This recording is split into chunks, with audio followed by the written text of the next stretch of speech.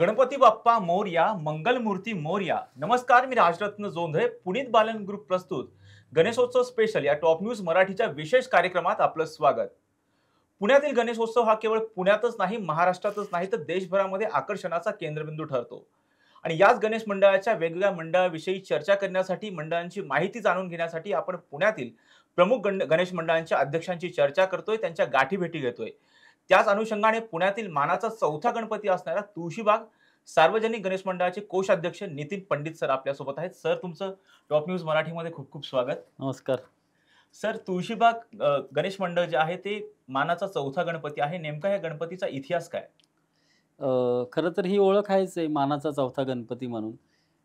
त्या काळी 1901 साली ह्या गणपतीची स्थापना झाली. असं ते आता रेकॉर्ड सगळं आपल्याला मिळतंय. खऱ्या अर्थानं तुळशीबाग हे राम मंदिर म्हणून खूप प्रसिद्ध आहे पेशवेकालीन आणि त्या अनुषंगानं तिथं मोठी बाजारपेठ भरायची पेशवे काळामध्ये. हं. तर पेशवे काळामध्ये जे पेशव्यांच्या घरातील स्त्रियांना एक सुरक्षित खरेदीचं ठिकाण शनिवारवाड्यापासून जवळ असं त्या तुळशीबागेची ओळख होती. आणि नारोआप्पाजी गोडबोले ज्यावेळेस तिथं आले होते, तर ती तुळशीबागेची जी निर्मिती झाली, तर ती त्या भोवताली सगळी ही बाजारपेठ वसल्या गेली.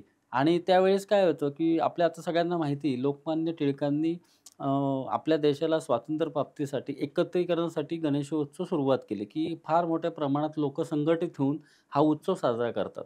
मग त्यावेळेस त्यांना ती कल्पना आल्यानंतर, की ह्या बाजारपेठमध्ये अनेक लोकं येत असतात खरेदीसाठी. म्हणजे मग त्यात व्यापारी असतील, काही स्थानिक लोकं असतील आणि कम्युनिकेशनसाठी खूप चांगल्या पद्धतीचं साधन होईल म्हणून तुळशीबागेला मानाचं गणपतीचं स्वरूप प्राप्त झालं. त्यामध्ये खाजगीवाले असतील, स्वतः तुळशीबागवाले, दातार, कॉन्ट्रॅक्टर यांनी असं पुढाकार घेऊन हा गणपती स्थापन केला. त्यानंतर कावरे असतील, खटावकर असतील, तर त्यांनी मग पुढं ती धुरा सगळी सांभाळली. म्हणजे तुळशीबागेत असं म्हटलं जायचं, की आता जी आपण सजावट बघतोय ना, तर 1952 सालापासून ह्या तुळशीबागेमध्ये गणेशोत्सवात सजावट होती आणि ह्या गणेशोत्सवामध्ये ही सजावट करायचं श्रेय हे आमच्या तुळशीबाग मंडळाला जातं आणि मग तिथनं ती सुरुवात झाली आणि मग त्याचा प्रसार बऱ्या प्रकारे वाढत गेला. सर, आपण बघतोय की गणेशोत्सवाची सुरुवात लोकमान्य टिळकांनी केली. भारताला स्वातंत्र्य मिळावं, लोकांमध्ये ऐक्याची भावना निर्माण व्हावी. बरोबर आहे. तोच गणेशोत्सव आज सार्वजनिक स्वरूपामध्ये पुढे आल्याचं दिसतंय. कसं बघता याकडे? मी तेच म्हटलं ना, की एखाद्या धर्माचा उत्सव करताना सगळ्या जाती धर्माची लोकं येतात आणि एकभावनेने हा उत्सव साजरा करतात. त्यामुळे अतिशय आनंद होतो. कारण आज हा जो गणपती मंडळ आहे ना, एक कुटुंबामध्ये आपला कसा कार्यक्रम होतो, तर त्या कुटुंबामध्ये ज्या पद्धतीने आपण एकत्र येऊन काम करतो, त्याच पद्धतीने हा गणेशोत्सव साजरा केला जातो. म्हणजे तुम्हाला सांगू का, गेले 3 महिने आम्ही एकत्र येऊन बैठका चालू होतात. आणि तुळशीबागेतलं वैशिष्ट्य सांगतो, की पूर्वी इथं वाडा संस्कृती होती. त्यामुळे प्रत्येक कुटुंबातलं योगदान त्या मंडळामध्ये असायचं. कालांतराने फ्लॅट संस्कृती आली, बिल्डिंग्स वाढल्या. तरी पण ती लोकं ज्या उपनगरात जरी गेली न राहायला, तरीसुद्धा ती लोकं गणेशोत्सवामध्ये इथे येत असतात. म्हणजे जे एकोप्याचं वातावरण म्हणतो ना, ते ह्या गणेशोत्सवामुळे निर्माण होतं. त्यामुळे सार्वजनिक गणेशोत्सवाला खूप महत्त्व आहे. कारण ₹1 वर्गणी देणारा तेवढाच महत्त्वाचा आणि ₹1,00,000 वर्गणी देणारा पण तेवढाच महत्त्वाचा. सर, खरं तर बघतोय की हा तुळशीबाग जे मंडळ आहे हे अत्यंत जुनं आहे. 1901 मध्ये याची स्थापना झालेली आहे. परंतु आपण बघतोय की हे जे मंडळ आहे जुना वारसा कसं जपतं, जुनी परंपरा कशी जपतं आजच्या ह्या नवीन युगात? नाही तेच परंपरा आणि संस्कृती जपणारच हे मंडळ आहे. त्यामध्ये परंपरा म्हणायला गेलं ना, जसं आता मी तुम्हाला सांगितलं, ही देखाव्याची परंपरा आहे. तीसुद्धा आम्ही जपली. 1952 सालापासनं कैलासवासी कलामहर्षी डी.एस. खटावकर सरांनी ह्या तुळशीबाग गणपतीच्या माध्यमातून अनेक कलाकृती सादर केल्या आणि ती परंपरा त्यांचे ज्येष्ठ सुपुत्र विवेक खटावकर यांनी जपली होती. त्यानंतर त्यांचे आता नातू विपुल आणि विराज ती जपतायत आणि त्या अनुषंगाने आमच्या मंडळामध्ये त्याच परंपरा चालू आहेत. म्हणजे सांगायला आनंद वाटतो, की आमच्या इथं किसनराव कदम होते. त्यांचे मुलगा विनायक कदम अजून कार्यरत आहे. त्याचा मुलगा अजून आता ह्याच्या मंडळात आलाय. म्हणजे तिसरी पिढी ह्या गणेशोत्सवात आलेली आहे. म्हणजे जसं आमचं ऋणानुबंध असतात ना, मगाशी मी सांगितलं ना, मंडळ म्हणजे कुटुंब म्हणून बघतो आणि ह्या कुटुंबामध्ये परंपरेनुसार जसं आपल्या कुटुंबामध्ये सगळे संस्कार येतात, तसेच त्या मंडळात चालू आहेत आणि आजतागायमध्ये. त्याच्यामध्ये आम्ही महत्त्वाचं म्हणजे धार्मिक विधींना जास्त महत्त्व देतो. कारण गणेशोत्सव हा धार्मिक उत्सव आहे आणि त्या धार्मिक अधिष्ठानाचा उत्सव साजरा करताना आम्ही त्याच्यामध्ये जसे पूर्वीच्या काळी याग, होम हवन चालू असायचे, त्या पद्धतीने याच तागायत चालू आहे. सजावट पण आम्ही त्या प्रमाणात करतो.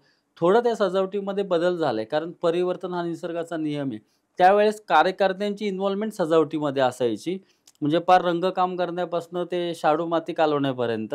आता थोडीशी त्याची प्रोसेस चेंज होऊन आता थोडंसं आम्ही कलाकारांकडनं सगळ्या ह्या कलाकृती बनवून घेऊन मग ते इव्हेंट्सद्वारे ते सगळं एस्टॅब्लिशन केलं जातं. परंतु कार्यकर्ता हा त्या सगळ्या प्रोसेसमध्ये असतोच. आणि ह्या मंडळाचं वैशिष्ट्यच आहे, की परंपरा जपून आधुनिकतेची कास धरणारं म्हणून तुळशीबाग मंडळ बघितलं जातं आणि आपली संस्कृती टिकवण्याचं काम गेले अनेक वर्ष आम्ही करतोय. ह्याच्यामध्ये मेसेज काय असतो, ज्या रूढी परंपरा होत्या ना, आता तुम्हाला सांगतो गुलालाचा वापर खूप प्रमाणात होत होता. आम्ही तो गुलाल बंद केला. कारण त्याच्यानंतर त्या गुलालामध्ये मिक्सिंग यायला लागलं. मग त्याच्यामुळं काही अपायकारक आमच्याच कार्यकर्त्यांना त्रास व्हायला लागला. म्हणून आम्ही एक निर्णय घेतला आणि गुलाल बंद केला. विसर्जन मिरवणुकीमध्ये पारंपरिक वाद्याचंच वादन होतं. कुठल्याही प्रकारच्या जे काही मानाच्या गणपतींच्या विसर्जन मिरवणुकीमध्ये जी पवित्रता असते, त्याच पवित्रतेत जरी आता कितीही तरुणाई बिघडली, डी-जे संस्कृती आली, तरी आपली जी पारंपरिक पद्धत होती, त्या पद्धतीनेच विसर्जन मिरवणूक चालू केली. 10 दिवस उत्सव पण त्याच पद्धतीने साजरा केला जातो. जरी हा उत्सव 10 दिवसाचा जरी असेल, तरी हे मंडळ वर्षभर काय काम करत असतं? वर्षभर अनेक उपक्रम असतात. मी त्यातले थोडक्यात तुम्हाला सांगतो. तुळशीबाग म्हणजे मोठी बाजारपेठ आहे आणि त्या बाजारपेठेमध्ये अनेक दुकानदार असतात. तुळशीबागेमध्ये परगावातून येणाऱ्या प्रत्येक महिलेला असं वाटतं, की मी तुळशीबागेत जाऊन खरेदी करावी. कारण म्हटलं जातं, की तुळशीबाग म्हणजे महिलांचं माहेरघर आहे. तर अशाच अनाथ मुलींना आम्ही दरवर्षी तुळशीबागेमध्ये खरेदीचा आनंद देतो. आता अ, प्रत्येक अनाथ संस्थेमध्ये आम्ही पहिले काय करायचो, दिवाळीच्या अगोदर आम्ही व्यापाऱ्यांना सांगायचो, की तुमच्याकडे जर काही डे स्टॉक असेल, की आम्हाला जरा मुलांना द्यायचे, तर ते द्यायचे. तर आम्हाला बरेचसे दुकानदार काय करायचे, त्यांच्यातल्या ज्या वस्तू आहेत, ते आम्हाला द्यायचे. मग आम्ही ते अनाथ आश्रममध्ये द्यायचो. असं देत असताना एकदा दिल्यानंतर शक्यतो काय होतं, अशा मुलांना दिलं तर त्यांच्या चेहऱ्यावरती जरा आनंद येतो ना. तर एक मुलीला दिल्यानंतर तिला विचारलं, की "तुला कसं वाटतंय?" तर ती म्हटली, "काका, मला आहे ना खरं पिवळा कलर आवडत नाही, येलो कलर आणि नेमका मला पिवळ्या कलरचा ड्रेस आलाय." आता त्यावेळेस काय व्हायचं, आम्ही जे घेऊन जाऊ, जसं रँडमली येईल तसं ते दिलं जायचं. असं काही चॉईस नसायची ना.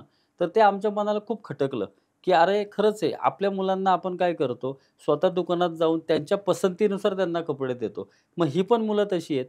पण ह्यांना ह्यांच्या पसंतीने घेता येत नाही. ह्यांना जे दिलेलं आहे, मग ती भावना त्यांच्यावर बिंबवली जाते, की अरे आपल्याला काही चॉईस नाहीये. म्हणजे लोकांनी जे देऊ तेच आपल्याला घेतलं पाहिजे. अशी थोडीशी ते एक नकारात्मक भावना त्यांच्या मनात तयार होती. मग आम्ही मंडळामध्ये तो विषय मांडला आणि मग सगळ्या व्यापाऱ्यांनी पण सहकार्य केलं आणि मग आम्ही पुढच्या वर्षीपासून काय केलं, अशा अनाथ मुलींना तुळशीबागेमध्ये बोलवतो. तुळशीबाग बाप्पाची आरती केली जाते आणि ज्या मुलीला ज्या दुकानातली जी वस्तू पाहिजे, ती वस्तू तिला दिली जाते. म्हणजे तिला प्रत्यक्षात खरेदीचा आनंद दिला जातो आणि तो जो खरेदी केल्यावर तिच्या मनावर, तिच्या चेहऱ्यावर जे काही आनंद आणि जे समाधान मिळतं ना, त्यात काही आम्हाला सगळं काही मिळतं. म्हणजे ही गेले 15 वर्ष हा उपक्रम चालू आहे. त्यामध्ये अनाथ हिंदू महिला आश्रम असेल, असे जे पुण्याच्या आसपासले जेवढे काही अनाथ संस्था आहेत मुलींच्या, त्या मुलींना बोलावलं जातं आणि तो खरेदीचा आनंद केला जातो.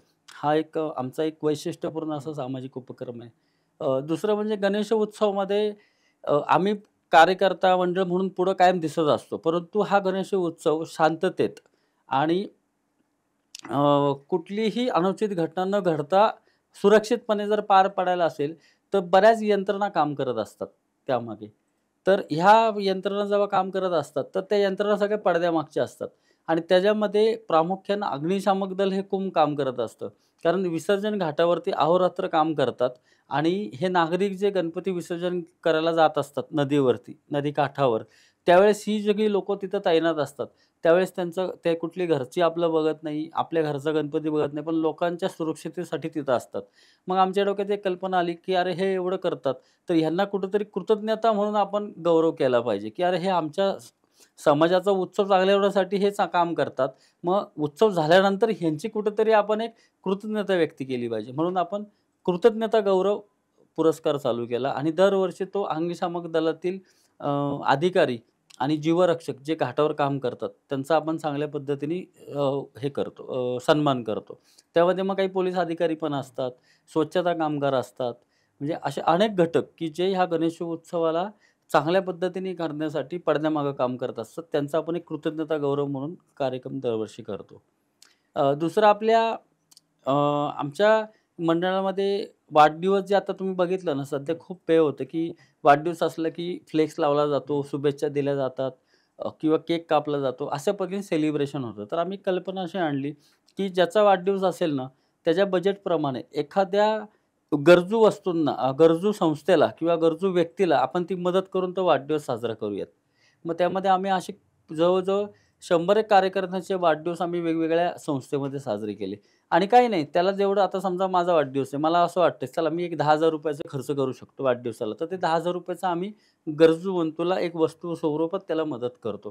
तर त्याने एक मेसेज द्यायचा असं होतं, की मी करतोय तर तुम्ही पण करा आणि एक आपल्या वाढदिवसाला जर ह्या संस्थेमध्ये आपण मदत केली, तर त्याचं समाधान पण आपल्याला खूप चांगल्या पद्धतीने लाभतं. आणि दुसरी गोष्ट फ्लेक्सचं जे आपण आत्ता बघतो त्याच्यावरती पण कुठेतरी आमचा कंट्रोल वाढतो. म्हणून आम्ही बऱ्याच अंशी फ्लेक्सचं प्रमाण कमी होलं. कारण आत्ताच्या ह्या जगामध्ये खूप आपण करू शकत नाही. पण जेवढं आम्हाला करता येईल तेवढं आम्ही करतो आणि ह्या पद्धतीने अ, वाढदिवस विविध संस्थांमध्ये सुरू केले होते. त्यानंतर आत्ता तुम्ही बघितलं असेल आरोग्याच्या खूप तक्रारी येतात. तर मागच्या वर्षीच मंडळाच्या माध्यमातनं म्हणजे आज आपले पुनीतदादा बालन त्यांचा वाढदिवसानिमित्त आम्ही मोठं आरोग्य शिबिर घेतलं होतं आणि त्याच कंटिन्यूशनमध्ये आम्ही आरोग्य शिबिर आयोजित करतो, की त्याच्यामध्ये तुळशीबागेमध्ये दुकानदार, आमचे छोटे व्यावसायिक आहेत, तर ह्यांच्या जे कामगार वर्ग असतो, तर ते अफोर्डेबल नसतात, की ते जाऊन प्रत्येक वेळी जाऊन आपल्या तपासणी करू शकतात आणि मग ते काहीतरी डिसीज त्याला एकदम शेवटच्या स्टेजला त्याचे सिम्प्टम्स कळतात, त्यावेळेस उशीर झालेला असतो. मग अशा लोकांच्या आरोग्याची काळजी घेण्यासाठी आम्ही आरोग्य शिबिराचं पण आयोजन केलं होतं. रक्तदान शिबिरामध्ये पण आमचा सहभाग असतो. मंडळ काही प्रामुख्याने करत नाही. परंतु विविध ठिकाणी जे रक्तदान शिबिर असतात, त्यामध्ये मग आमच्या इथली काही आम्ही दुकानातली मुलं वगैरे रक्तदान शिबिरं पाठवत असतो. मागील आत्ताच ह्याच वर्षी आम्ही वारकरी जे पुण्यात आले होते, तर त्या वारकऱ्यांना आम्ही मेट्रो सफर घडवली होती. कारण अ, विषय असा येतो, की वारकरी हा शक्यतो ग्रामीण भागातून येतो बरोबर. आणि आपली जी काही आता भारत एक विकसित होतोय, तर शहरामध्ये विकास खूप होत असतो. सगळ्या गोष्टी येतात. परंतु ग्रामीण भागात तेवढा अजून विकास पोहोचलेला नाही. पोहोचतोय आणि त्यांना ती माहीत नसते. मग अशा गोष्टीला ह्या ग्रामीण भागातील लोकांना आलेल्या वारकऱ्यांना आपल्या आधुनिक भारताची ओळख व्हावी, की मेट्रो म्हणजे काय आहे? मग आम्ही त्यांना मेट्रोची सफर घडवली. त्यामध्ये जवळ-जवळ 125 वारकऱ्यांचं एक दिंडी पथक आम्ही सिव्हिल कोर्ट ते पिंपरी आणि परत पिंपरी टू सिव्हिल कोर्ट अशी ती मेट्रो सफर घडवली. त्यामध्ये त्यांना सगळी माहिती दिली, की मेट्रोचं कसं असतं, कशा पद्धतीने तुम्ही यूज करू शकता, तिकीट कसं काढायचं आणि मेट्रो अधिकाऱ्यांनी पण आम्हाला बऱ्याच अंशी उपक्रमामध्ये मदत केली. तर असे आपले अनेक उपक्रम असतात, की ते आम्ही वर्षभर करत असतो. गणेश जन्मामध्ये एक सांस्कृतिक कार्यक्रम घेतला जातो. त्यामध्ये गाण्याचा कार्यक्रम असतो. शिबिरं पण असतात. चष्म्याचं शिबिर असेल, आता मी मगाशी उल्लेख केला तसं आरोग्य शिबिर असेल आणि सगळ्यांचा शेवटी पार्ट काय आहे, की आमचे इथं व्यापारी वर्ग आणि मंडळ यांच्या सहकार्यातनं आणि दोघांच्या माध्यमातून अशा अनेक तात्कालीन उपक्रम पण असतात. कारण कोविडमध्ये आपण पाहायला गेलं असेल, कोविडमध्ये खूप अडचणी निर्माण झाल्या होत्या. तर अशा वेळेस आम्ही जे दुकानातले परगावातली लोकं आली होती आणि त्यांना कुठलेच ॲक्सेस नव्हते. कारण मेडिकल चेकअप केल्याशिवाय त्यांना अलाऊ करत नव्हते. मग अशा वेळी आम्ही सगळे जे कोणी परगावातनं इथं व्यवसाय करणारे आलेत, त्यांची आम्ही सगळी मेडिकल चेकअप केलं. त्यांना तिकिटाची व्यवस्था केली. वेळप्रसंगी त्यांना महिन्याभराचा शिधा दिला, की जेणेकरून त्यांचं उत्पन्न स्रोत सगळं बंद पडलं होतं. आणि ह्या कोविडमध्ये सुद्धा मंडळांनी पुढाकार घेतला. आणि ज्यावेळेस कोविडचे रिस्ट्रिक्शन जेव्हा जरा शिथिल व्हायला लागले होते त्यांच्या, त्यावेळेस तुळशीबाग चालू करण्यासाठी सुद्धा आम्हीच पुढाकार घेतला मंडळाच्या माध्यमातनं. त्यामुळे अशा तात्कालीन गोष्टीमध्ये आहे ना, आता त्या सातारा, सांगली बघा 2-3 वर्षापूर्वी खूप पूर आला होता. सांगली, कोल्हापूरला. तर त्यावेळेस आम्ही नुसतं अनाउन्समेंट केली होती, की पूरग्रस्तांना मदत करायची. तर बऱ्याच लोकांनी मदत आणून दिली. त्यावेळेस आम्ही जवळ-जवळ 3 ट्रक सामान भरून इथनं घेऊन आम्ही स्वतः सांगली, कोल्हापूरला गेलो होतो आणि ती मदत केली होती. त्यानंतर आता एक चक्रीवादळ आलं होतं मागील वर्षीच, म्हणजे कोकण किनारपट्टीवर. तर हरिहरेश्वरला त्यावेळेस पण असं एक वाडी होती. त्या वाडीमध्ये पूर्णपणे विजेचे खांब सगळे पडले होते आणि तिथलं इन्फ्रास्ट्रक्चरच कोलॅप्स झालं होतं. म्हणजे बेसिकली रोड उखडले होते. तुमचे लाईटचे पोल पडले होते आणि अशा परिस्थितीमध्ये ज्यावेळेस ते राहत होते, त्यावेळेस आम्ही इथनं काय केलं, आता बॅटरीचे असे कंदील आलेत हं. त्याच्यामध्ये. ते कंदील घेतले आणि जवळ असे 200 कंदील त्या वाड्यांमध्ये वाटले आणि जीवनावश्यक वस्तूंच्या गोष्टी. म्हणजे ज्यावेळेस नैसर्गिक आपत्ती येते, त्यावेळेस तुळशीबाग मंडळ प्रामुख्याने पुढाकार घेतं आणि ह्या पद्धतीने वर्षभर मंडळाचं सामाजिक काम चालू असतं. तुळशीबाग गणपती मंडळाचे कोषाध्यक्ष नितीन पंडित यांच्याशी ही चर्चा अशी सुरू राहणार आहे. कार्यक्रमात घेऊयात एक छोटासा break. Come on guys, hurry up. यार सुन ना, एक ब्रेक ले लेते हैं। Guys I am telling you, तुम लोगों को सही से ट्रैकिंग नहीं आता। But that's okay, you can learn. रोज का ढक्कन देना। तो ये रेड वाला है, सही वाला देना। अबे ढक्कन, पहले तो सही पानी पीना।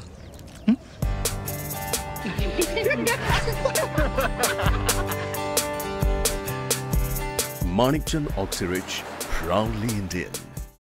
पुनीत बालन ग्रुप प्रस्तुत गणेशोत्सव स्पेशल या टॉप न्यूज मराठीच्या विशेष कार्यक्रमात आज आपल्यासोबत आहेत तुळशीबाग गणपती मंडळाचे कोषाध्यक्ष नितीन पंडित सर. सर, तुमचं पुन्हा एकदा खूप खूप स्वागत.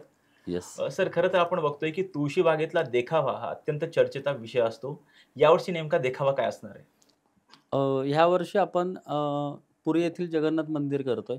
कारण मागील वर्षी आपण उज्जैन येथील महाकाल मंदिर केलं होतं आणि जनरली काय होतं, की म्हणजे प्रत्येक गणेश मंडळ किंवा एक प्रतिकृती तयार केली जाते आणि प्रतिकृती केल्यानंतर ती प्रतिकृतीची आरास असते. म्हणजे काय पद्धतीने तिथला सेटअप असतो. परंतु आम्ही थोडासा अभ्यास केला ना, तर असं लक्षात आलं, की लोकांना धार्मिक गोष्टी खूप आवडतात. म्हणजे तिथले जे रिच्युअल असतात, दैनंदिन जे विधी असतात, ते लोकांना खूप ॲप्रिशिएट करत असतात. आणि आमच्या इथे एक ड्रॉबॅक काय होता, की तुळशीबाग म्हणजे तुम्हाला माहिती आहे सगळ्या अरुंद गल्ल्या आणि त्या गल्ल्यामध्ये सजावट करणं खूपच डिफिकल्ट असतं. मग अशा वेळेस आम्ही निर्णय असा केला, की अरे आपण काय करू, प्रतिकृती तर करू, म्हणजे एक तिथलं काही सिम्बॉलिक असेल ते आपण मांडू. परंतु तिथलं जे गर्भगृह असतं, की ज्या मेन गर्भगृहामध्ये जे विधी होतात, ते विधी जर तसे ॲज इट इज जर आपण इतर लोकांना दिले, तर ते लोकांना जास्त आवडतील. म्हणून मागच्या वर्षी आम्ही भस्म आरती केली होती आणि त्यासाठी खास उज्जैनवरनं गुरुजी बोलवले होते. ते तिथले जे गाभाऱ्यामध्ये रोज पूजा करतात, तेच गुरुजी इथं आले होते आणि त्यांनी जी ती पूजा मांडली ना, तर ती लोकांना एवढं भावली, की लोकं अक्षरशः 4:00-4:30ला भस्म आरती चालू व्हायची रोज पहाटे. लोकं 2 वाजल्यापासून लाईन लावून बसायचे आणि मग ते लोकांना खूप भावलं. मग ते आम्हाला लक्षात आलं. म्हणून यावर्षीसुद्धा जगन्नाथपुरीचं आपण ज्या पद्धतीने मंदिराची प्रतिकृती तर उभारलीच आहे, परंतु जगन्नाथपुरीवरनं खास गुरुजी येणार आहेत आणि जगन्नाथपुरीमध्ये एक वैशिष्ट्य आहे, की तिथं 56 भोग लावले जातात त्या देवाला. मग ते 56 भोग आपल्या आत्ता ह्या मंदिरामध्ये यावर्षी लावणार आहेत आणि त्या भोगाचा प्रसाद म्हणून वाटप होणार आहे आणि हे वैशिष्ट्यपूर्ण राहणार आहे. कारण नागरिकांना, व्यापाऱ्यांना सुद्धा आपली इच्छा असेल तर त्यांना भोगसुद्धा लावता येणार आहे आणि ह्या जगन्नाथाची साज-शृंगार आरती असेल, त्यानंतर भोग आरती असेल, ह्या सगळ्या ज्या विधी आहेत त्या सकाळपासून संध्याकाळपर्यंत आम्ही करणार आहे. त्यामुळे तुम्हाला प्रॉपर जगन्नाथपुरीमध्ये जे विधी चालतात ते ह्यावर्षी तुळशीबागेमध्ये सगळं तुम्हाला अनुभवायला मिळणार आहे. त्यामुळे ते वैशिष्ट्य राहणार आहे आणि मला असं वाटतं, की नागरिकांना आणि जे बघायला येतात त्यांना ह्या गोष्टी फार आवडतात. या देखाव्याची तयारी नेमकी कधीपासून सुरू होते आणि हे देखावा पुढच्या वर्षी आपण काय केला पाहिजे, याचं नियोजन कसं होत असतं? खरं तर सांगू का, आम्ही कार्यकर्ता म्हणून आम्ही वर्षभरच ह्या थिंकिंगमध्ये असतो. कारण ह्या वर्षीचा गणेशोत्सव संपला ना, की आम्हाला पुढच्या वर्षीचे वेध लागतात. कारण काय असतं, की दरवर्षी अरे आपण थोडं इथं कमी पडलो, हे केलं असतं तर चांगलं झालं असतं, असं झालं असतं तर चांगलं झालं असतं. मग आम्ही काय करतो, या गोष्टीमध्ये थोडासा विचार करतो आणि मग थोडंसं एक गोष्ट मनात आणतो, की अरे आपल्याला केलं पाहिजे. गणेशोत्सवानंतर दिवाळीचा सण असतो, तो आम्ही सगळे दिवाळीमध्ये बिझी होतो. कारण सगळ्यांचे व्यवसाय आहेत तुळशीबागेमध्ये. मग दिवाळी झाल्यानंतर येणाऱ्या गणेश जन्मापासून ही सगळी प्रोसेस चालू होती. कारण गणेश जन्म हा एक गणपतीनंतरचा एक मोठा उत्सव आपला 1 दिवस असतो, पण तो मोठ्या प्रमाणात साजरा केला जातो. मग त्यावेळेस आमचं सगळं हे स्टार्टिंग होतं, की अरे पुढच्या वर्षी काय केलं पाहिजे? मग आपण हे नियोजन करू. मग व्हिजिट द्यायची तर आता तुम्हाला सांगू का, गेले 2 वर्ष, मागच्या वर्षी आम्ही सगळे फेब्रुवारीमध्ये उज्जैनला गेलो होतो. मग उज्जैनचं मंदिर पाहिलं, तिथल्या लोकांना भेटलो, तिथल्या गुरुजींना भेटलो, की कसं करता येईल. यावर्षी आम्ही जगन्नाथपुरीला गेलो होतो. त्यामुळे हे थिंकिंग आहे ना, आय थिंक हे 6 महिन्या अगोदर ह्या गोष्टी चालू होतात आणि मग प्रत्यक्षात इम्प्लिमेंटेशन आहे ना, जवळ-जवळ 3 महिने म्हणजे 90-100 दिवस अगोदर ती प्रोसेस चालू होती. म्हणजे मग सजावट एकदा झालं, की अरे यावर्षी आपण हे करूयात. मग त्या पद्धतीने ती सुरुवात केली जाते. सर, तुळशीबाग मंडळातली बाप्पांची मूर्ती अत्यंत आकर्षक आहे. नेमकं या मूर्तीचं वैशिष्ट्य काय? तिचं वैशिष्ट्य म्हणजे सर्वात उंच मूर्ती हे तर मुख्य वैशिष्ट्य आहे. पण ती पूर्ण फायबर ग्लासमध्ये आहे आणि हेमाडपंथी स्वरूपाची आहे. 1988 साली मी मगाशी उल्लेख केला, की खटावकर परिवाराचं खूप मोठं योगदान ह्या तुळशीबाग मंडळामध्ये आहे. ते कैलासवासी महर्षी कला महर्षी डी.एस. खटावकर सरांपासून ते आता नव्या पिढीतले विराज विपुल खटावकर यांच्यापर्यंत आणि विवेक खटावकर मुंबईला जे स्कूल ऑफ आर्टला हे करत होते, जी.डी. आर्ट करत होते. तर जी.डी. आर्ट झाल्यानंतर त्यांना जी.डी. आर्ट झाल्यानंतर ते पुण्यामध्ये आले आणि त्यांना अशी एक मनामध्ये एक इच्छा होती, की आपण जे पहिलं शिल्प करू ते थोडंसं खूप चांगल्या पद्धतीचं असावं, की ते मेमोरेबल व्हावं माझं पहिलं शिल्प. आणि मग ते त्यांचे वडील म्हणजे त्यांचे गुरुच होते डी.एस. खटावकर सरांना त्यांनी त्यांची कल्पना सांगितली, की आपण तुळशीबागेचा सर्वात मोठी मूर्ती असलेला गणपती बाप्पा करूयात आणि त्याप्रमाणे त्या गणपतीची निर्मिती झाली. 1988 साली तो गणपती तयार केला. आता हा जो 14 फुटी हेमाड पद्धतीचा तो गणपती आहे. पूर्ण फायबर ग्लासमध्ये आहे आणि त्या गणपतीचं आता वैशिष्ट्य असं झालं, की त्याला चांदीची आभूषणं खूप लोकांनी दिली. म्हणजे तुम्ही पाहायला गेलं असेल ना, तर गणपतीच्या पार पायापासून ते मुकुटापर्यंत पूर्ण तो चांदीने आभूषित. जवळ-जवळ 2-250 किलो आय थिंक त्याच्यावरती सगळी चांदी असेल. त्यामुळे त्या गणपतीचं वैशिष्ट्य असं झालं, की अरे हा चांदीचा गणपती झाला काय? म्हणून आम्ही 2 वर्षापूर्वी ज्यावेळेस गणपती तुळशीबाग आणि आम्ही एक टॅगलाईन केली होती, की मुंबईत लालबाग तर पुण्यात तुळशीबाग. कारण त्यामध्ये सिमिलॅरिटी खूप होत्या. लालबागची पण मूर्ती 15-16 फूट उंच असते. तुळशीबागेची पण तशीच आहे. लालबागमध्ये सुद्धा अरुंद गल्ल्या आहेत. तुळशीबागेमध्ये अरुंद गल्ल्या होत्या आणि ॲज इट इज त्याच्यापर्यंत बरेचसे सिमिलर आम्हाला त्याच्यामध्ये होते. त्यामुळं आम्ही त्यावेळेस असं केलं, की मुंबईत लालबाग तर पुण्यात तुळशीबाग. तर ह्या सगळ्या गणपतीचे वैशिष्ट्य आहे आणि तो गणपती पाहायला आहे ना, खूप दुरून-दुरून लोकं येतात. की मूर्ती लोकांना खूप भावती बघितल्यानंतर. सर आपण बघतो की गणेश उत्सवामध्ये कार्यकर्ता हा खूप महत्त्वाचा असतो. जर आपण बघितलं तर गणेश मंडळातून कार्यकर्ता घडत असतो. पुढं आपण जर बघितलं स्थानिक राजकारण असेल, राज्यातलं राजकारण असेल, केंद्रातच राजकारण असेल. यामध्ये गणेश मंडळाचा कार्यकर्ता कुठेतरी अग्रेसर असल्याचं दिसून येतं. नेमकं गणेश मंडळाच्या कार्यकर्त्यांवरती या मंडळातून कसे संस्कार केले जातात? नाही, गणेश मंडळाचा मला तर वाटतं, की हा मंडळाचा कणा आहे कार्यकर्ता म्हणून. आणि कार्यकर्ता खरं का सांगू का, तर ते ध्रुव तारेसारखं आढळ पद आहे. कार्यकर्ता तुम्हाला कोण काढून घेऊ शकत नाही. परंतु अध्यक्ष, उपाध्यक्ष किंवा मी कोषाध्यक्ष, तर हे एक व्यवस्थेचा भाग आहे म्हणून ही पदं निर्माण केलीत, की अरे कोणीतरी जबाबदार पाहिजे. मंडळ म्हणजे काय, तर तो अध्यक्ष जबाबदार पाहिजे. कुणीतरी त्याचं काहीतरी बॅलन्स शीट हे बघितलं पाहिजे म्हणून तो खजिनदार पाहिजे. अध्यक्ष नसेल तर तो उपाध्यक्ष पाहिजे. असं करून उत्सव प्रमुख पाहिजे म्हणून आपण व्यवस्थेचा भाग करतो. ती पदं आज आहेत, उद्या जातात. परंतु कार्यकर्ता पद हे आढळ असतं.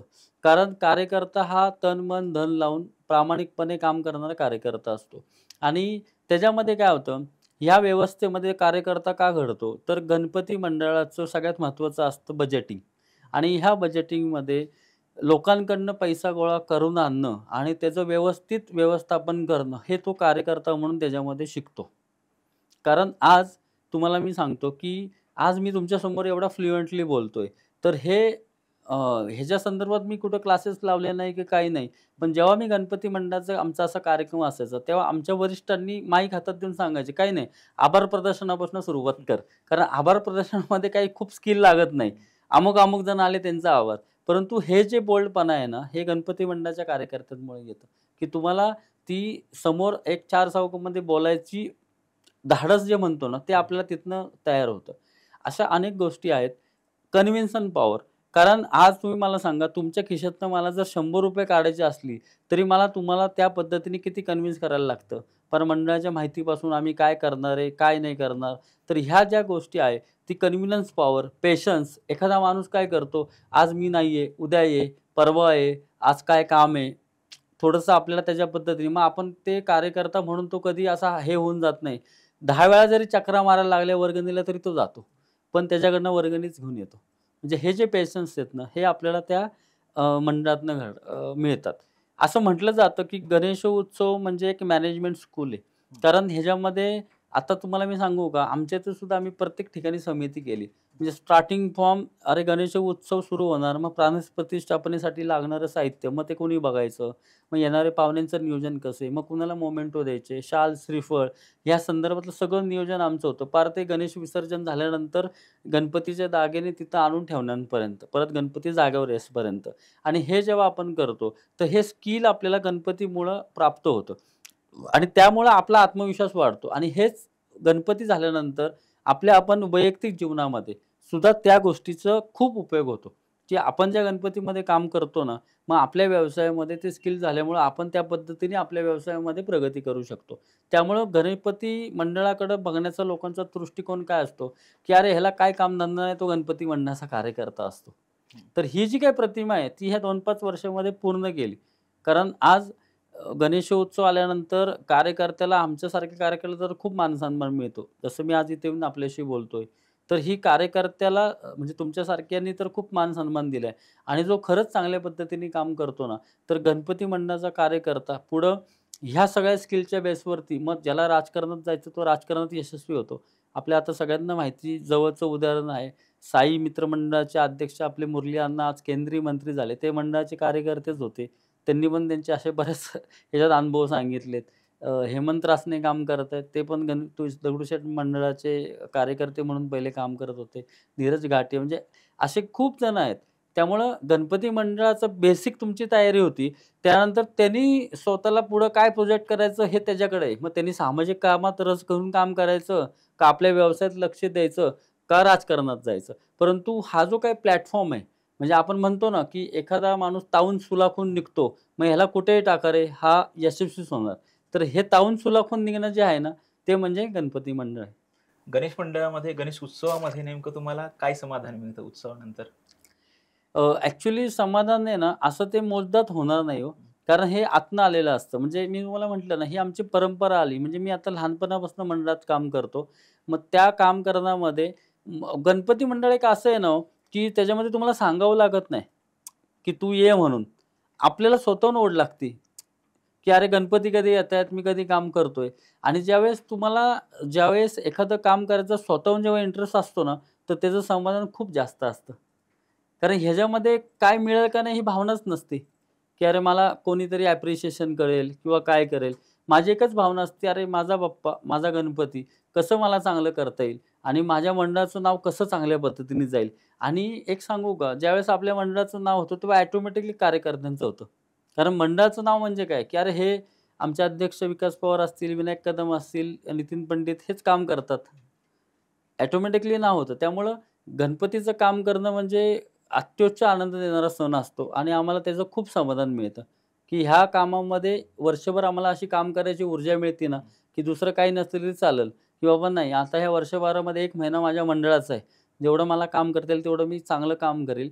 पुढचे 11 महिने मला त्या ऊर्जेवरती पूर्णपणे काम करता येतं. पारंपरिक वाद्यावर निघणारी मिरवणूक आणि आज डीजेचं बदललेलं स्वरूप याकडे तुम्ही कसं बघताय? अ, अत्यंत चुकीचंच आहे डीजेवरती. कारण मी मगाशी म्हटलं ना, गणेशोत्सव हा धार्मिक उत्सव आहे आणि धार्मिक उत्सवामध्ये आपल्या धर्माची पवित्रता आपणच ठेवली पाहिजे. डीजेबद्दल आमचं काहीच म्हणणं नाही. कारण नाचायला बाप्पाच्या जयघोषामध्ये माझे पण पाय त्याच्यावरती थिरकतात. माणूस आहे. नाचणं, गाणं हे त्याचं एक अंगच असतं.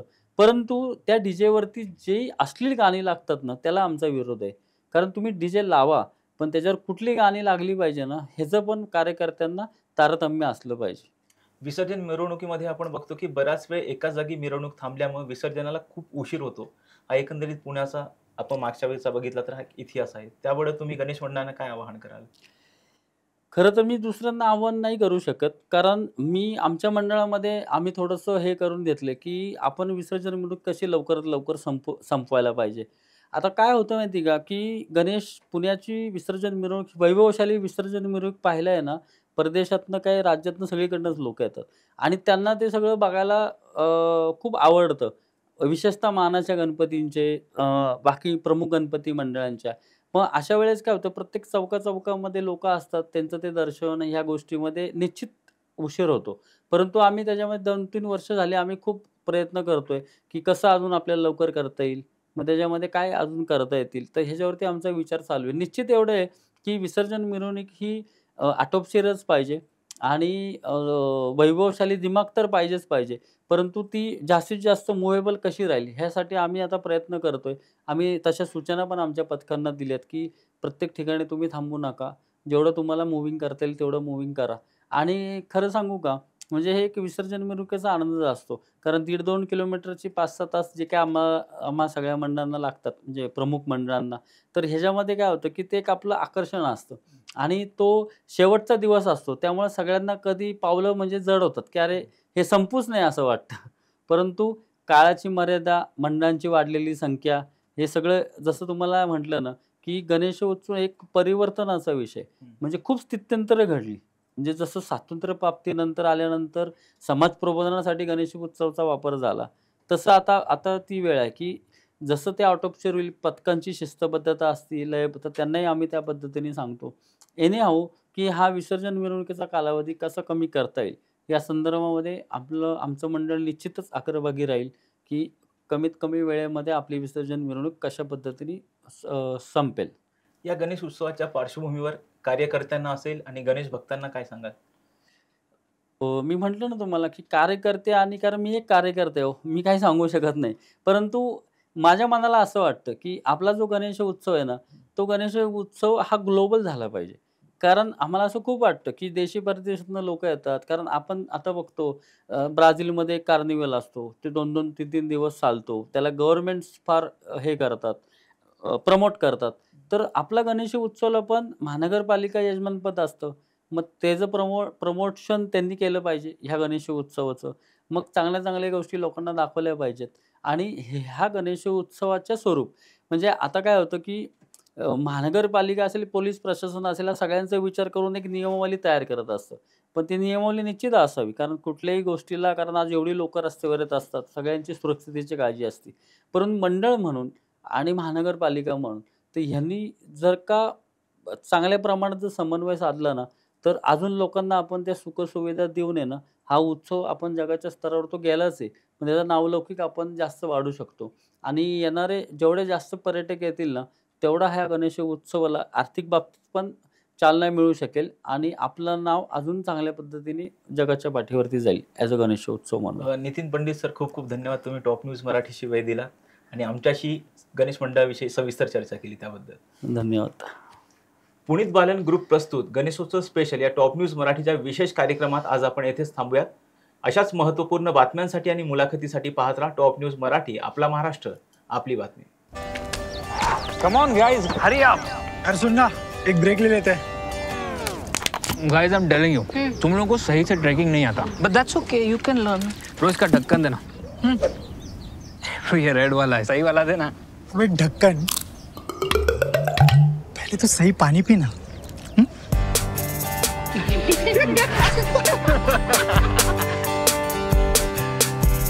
Manikchand Oxyrich, proudly Indian.